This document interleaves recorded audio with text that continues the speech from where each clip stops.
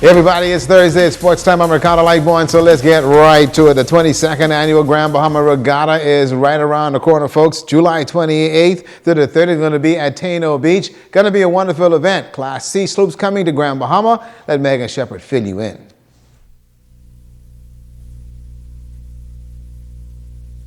Committee Chair Shavita Campbell says that this year's Grand Bahama Regatta will be in honor of nationally known boat builder Kennard Bethel, and that the event promises to be exciting. The goal of the committee is to take attendees back in time and give everyone a down-home feeling. This year we are again hosting approximately 15 C-class sloops. That's approximately 50 sailors to the island. And again, we are focusing on the onshore activities for the tourists and the residents alike.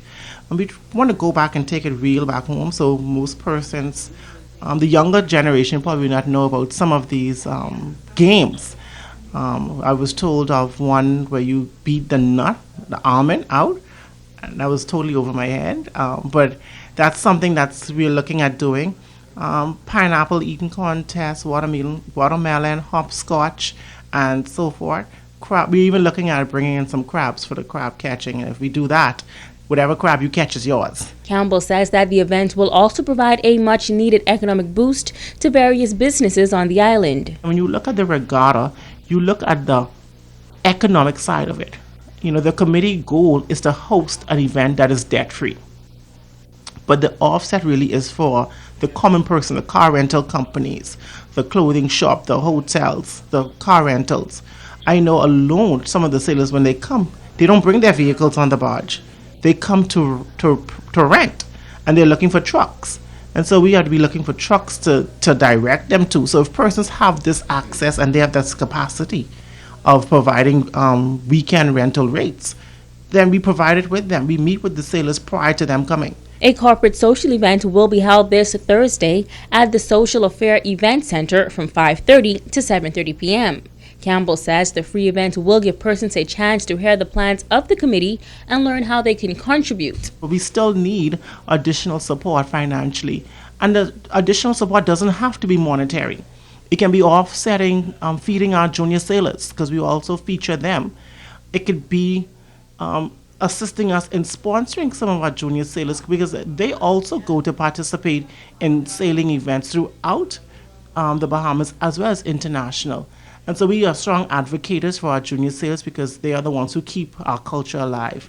And again, we want persons to come out and really experience what a regatta is, experience what the sailing part is. It's very fun, it's enjoyable, it calls for a lot of knowledge. Megan Shepard, ZNS Total Sports.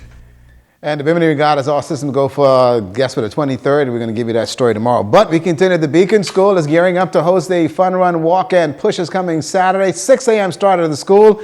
Viola Maycock, the fundraising committee, says the purpose is the PTA board to focus on getting themselves involved with the stigma that's attached to the word Beacon. And also the Maycock says they're going to try to get a multi-purpose bus for those special young kids at the school. We are inviting the community to come out and walk for our students. Donations for the Fun Run Walk is $15 for adults, $8 for children, and it includes a t-shirt. Registration can be done at the school. There will be no registration done the day of the walk. The walk will begin with a warm-up with Mr. Rayvano Ferguson. Well, the athletes also going to take part in this thing. You see, they also were at the Special Olympic track meet on May 27th in New Providence, and we spoke to Cheryl Hurst, who said the kids did very well. Grand Bahama chapter was represented by 16 athletes along with 5 coaches. They competed in the various events. There was the 200, the 100, the 4x4, and this year for the first time we carry our young athletes program, and they did very well. We came back to Freeport with 13 golds, 6 silvers, and 5 bronze. Now, following the fun run, walk, and push, there's going to be free glucose testing and also blood pressure testing as well. And for the staff here at ZNS, there's going to be chicken sauce and pig feet sauce. So we know where there's food involved, ZNS people will be there. These are the eatingest people in the world. That's a look at sports tonight.